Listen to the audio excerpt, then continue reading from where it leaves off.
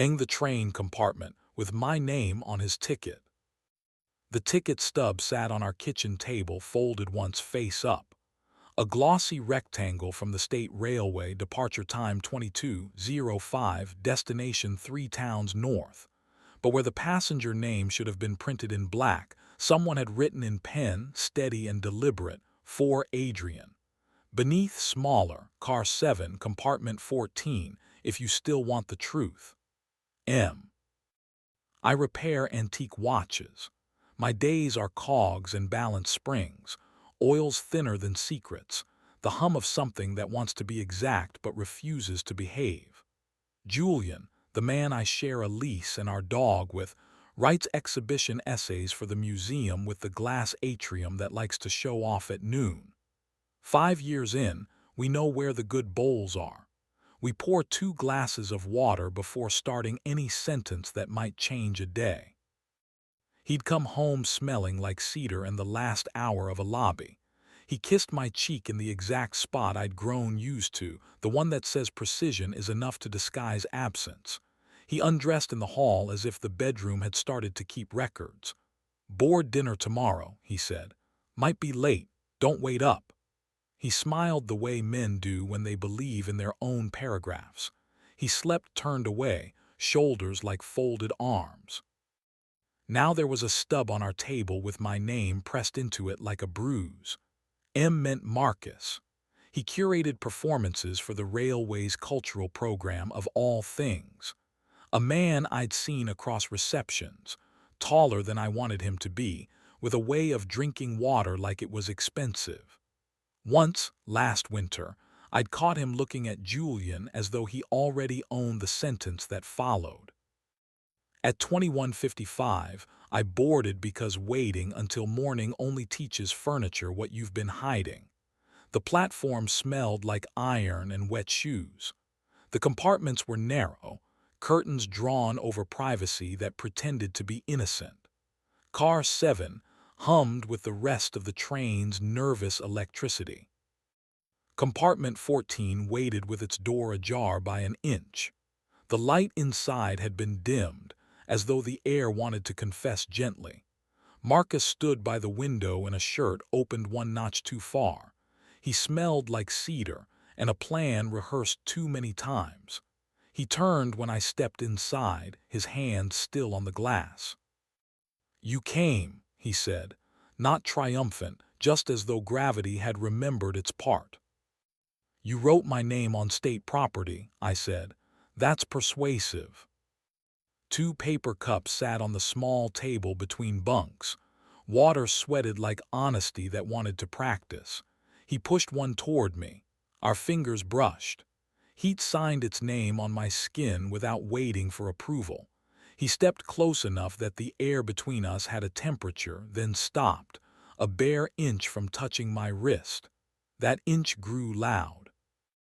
"He thinks he's meeting me in the dining car to end it politely," Marcus said. "He promised the donors he wouldn't ruin dessert. I thought you should have the room first." "How long?" I asked, because a cut is easier to clean than a bruise. 8 months, he said. Rain and an elevator that stalled long enough to feel like permission. A lobby where red wine looks like ritual. I ended it twice. He sent me a photograph of your breakfast with a complaint about my captions. I respected the cadence more than the intention. The train jolted. The curtain swayed. His hand rose again, toward my throat this time, then stopped short at the same inch, as if that little boarder had more ethics than either of us. The restraint was indecent in how kind it felt. "I didn't invite you for absolution," Marcus said. "Secrets pretend they weigh something until you put them in the right air. This is the right air." The compartment door slid open with the courtesy of a hinge taught to be diplomatic. Julian entered wearing his docent face, the one that explains light without confessing where it comes from. He saw me. He saw Marcus. He saw the cups, the curtain, the inch. He closed the door quietly because even liars can respect hardware. "Okay," Julian said. and the word landed with more truth than his essays ever did. "You could have kept my name off a ticket you didn't buy," I said. "You chose not to." "I chose incompetence," he said, and I let myself appreciate the accuracy of the noun. "And then cowardice. I cheated. I told myself it was weather and that home is a noun that survives rain. I told myself your patience is elastic because you repair time. I called spark structure. I don't want to hear me again." Marcus had moved toward the bunk as if air wanted a witness. He lifted his hand again toward my neck and stopped, letting heat finish the argument without him. He dropped his hand as if he'd returned something borrowed. "What do you want me to do?" Julian asked. His hands stayed where the train could see them. He's learned. Reaching is a contract wrists signed before brains read it. "You'll end it," I said. "You'll sleep on the couch we refuse to call a guest anything. Next week you'll tell me what this was twice. Once in your museum voice that spackles bone, once with small words. I'll decide what my hands can hold without lying to my wrists." "I'll do that," he said, and the wheels beneath us agreed in steel.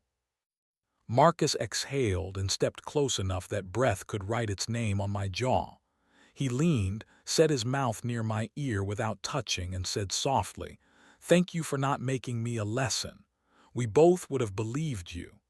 Then he left, sliding the door shut without punctuation. The train lurched into darkness. Julian and I sat opposite, the table with its sweating cups between us like a scale. The curtain stopped swaying. I pressed my thumb into the stub in my pocket until the paper softened, admitting it had been touched on purpose. "I'm not leaving tonight," I said. "We'll ride this home without touching. We'll wait at crosswalks because other people's knees and our better natures both deserve seconds. You'll sleep on the couch. Tomorrow you'll end it without complimenting him. Next week you'll bring me small words." He nodded. He didn't cry. I still loved him for that. The train hummed a lullaby that wasn't written for us. At home, he laid out blankets with curator care. I slept like a mechanism not ready to test itself. In the morning, he came back from the lobby that sells permission smelling like nothing. The cologne adulthood should assign at birth. He said he had ended it. He told me twice. In museum voice, the what, the who, the context. In small words, he liked being two men because one of them wasn't tired. He mistook adrenaline for architecture. He could be one person if I let him do the work. I let him. That isn't nobility. That's arithmetic with breath. He slept on the couch for 6 nights and learned the distance between our door and our bed like a route he wouldn't advertise. On the 7th, he came to me with hands that remembered the lazy precision we taught each other early and nearly forgot. There is an erotics of restraint that declines applause. There is a thrill in choosing not to ruin morning. 2 days later, Marcus texted, "Thank you for telling the truth in a room that pretends to be moving." I wrote back, "Try it when the ground isn't performing." He didn't respond, which was the second best thing he did. A week later, I saw him outside the station, directing porters as if luggage had opinions. He looked smaller. Maybe my anger had stopped needing him to be tall. He said hello without trying to own my afternoon. He didn't smell like cedar. The space between us behaved. He left without auditioning for a moral. Here is the part people ruin with metaphors. I wanted him. Not the affair, not the theater of guilt him. I wanted the inch, the heat, the way a hand can hover and still feel like it has written on you. I wanted to make a mistake neat enough to narrate. I didn't. Wanting is a sentence, not a command. Bodies vote. Ethics count. Boredom is mercy if it lets you like yourself at noon. Julian and I adjusted our frame. 2 glasses before 3 sentences. Less reach, better touch. We stopped letting the kettle decide tone. At receptions, we stand near doors not because we plan to leave, but because rooms breathe better when doors aren't theirs. He keeps his phone face down on the counter like a man who has learned attention is architecture. If another ticket arrives with my name typed where travel should be, I will bring water. I will sit where the exit is obvious and refuse to call that cowardice. If a hand lifts toward my neck, I'll let the inch exist and answer in a tense I can carry past breakfast. I will keep choosing verbs that keep us possible. End, stay, tell, work, touch, wait. And when I hear a clock's escapement tick back into trust, when the balance wheel steadies as though it has learned mercy, I will think of the compartment with my name on borrowed paper and the night we declined a finale, and I will call that deliberate air the most difficult thing I know how to make, and the only thing that still holds when daylight forgets its lines.